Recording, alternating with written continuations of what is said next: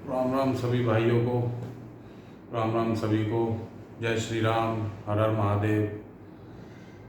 आज मैं कुछ ऐसे टॉपिकों पे बात करने वाला हूँ जो कुछ लोगों की तो समझ से परे हैं।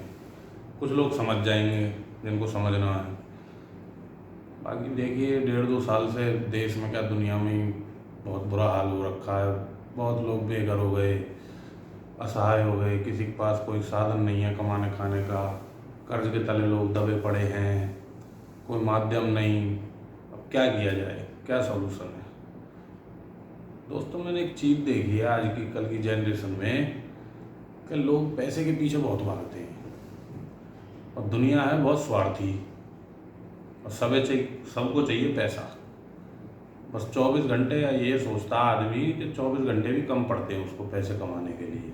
पैसे मिल जाए, कहीं से भी आ जाए, किसी भी माध्यम से आ जाए, 2 नंबर के काम से आ जाए, बहुत जल्दी अमीर हो जाऊंगा। लेकिन कभी आपने सोचा है कि जिस ऊपर वाले ने आपको बनाया, इस सृष्टि की रचना की, सब कुछ दिया उसने आपको, खेत दिए ताकि आप उसमें सब्जियां उगा सकें, चावल उगा सकें, हर माध्यम दिया बाबा ने आपको किसी न किसी तरीके से।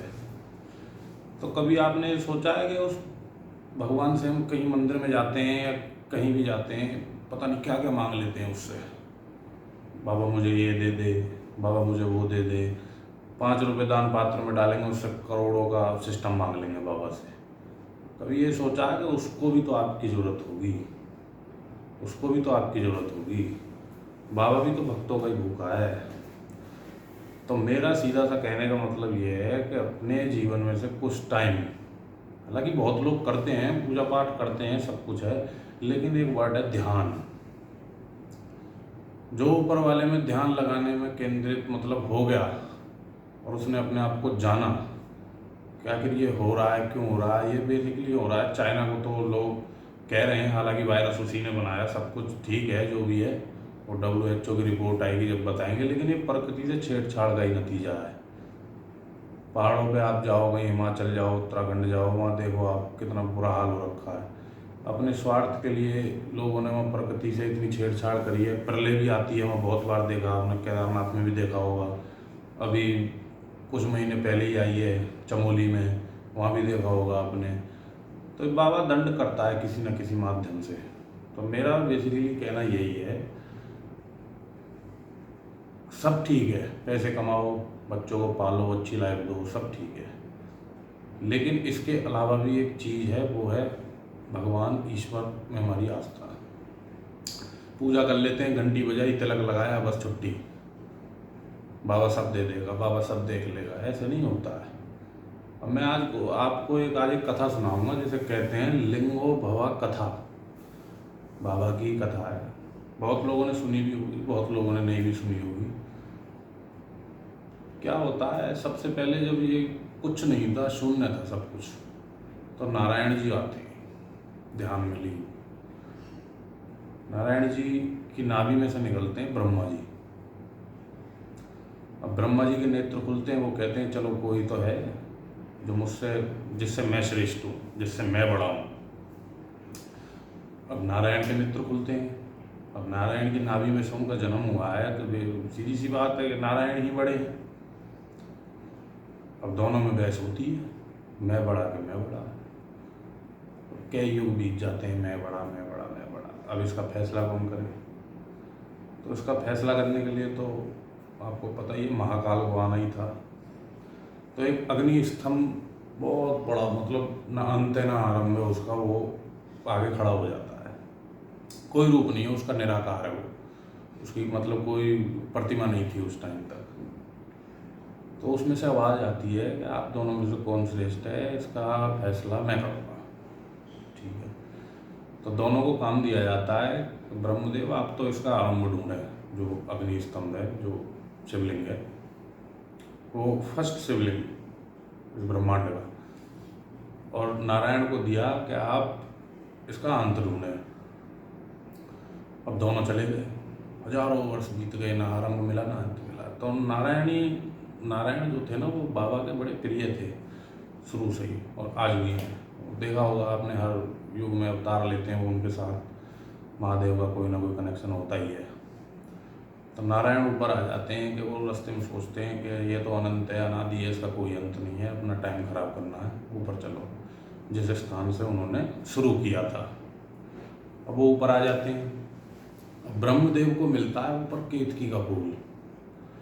तो वो ये कहते हैं कि केतकी का फूल को मैं साक्षी बना के कह दूँगा, सबूत बना लूँगा, मतलब आज की भाषा में बोलूँ तो सबूत बना लूँगा। उसको कह दूँगा, ये बोल देगी, नीचे केतकी बोल देगी कि मुझे तो आरंभ मिल गया, जो भी है। वो भी आ जाती है नीचे। तो स्तंभ में से आवाज़ आती है कि मिल गया आपको नारायण? नारायण बोलते हैं कि मुझे तो नहीं मिला जी, ये तो अनंत है, इसका तो कोई अंत है ही नहीं, मुझे नहीं मिला और अनादि है ये तो। ब्रह्मदेव कहते हैं मुझे तो मिल गया आरंभ, और ये केतकी का फूल सबूत है इसका। तो उस लिंग में से आवाज़ आती है कि असत्य है ये। ब्रह्मदेव बोलते हैं कि मैंने आरंभ जान लिया, मैंने सब कुछ आपको पहचान लिया, मैंने को आरंभ मिल गया।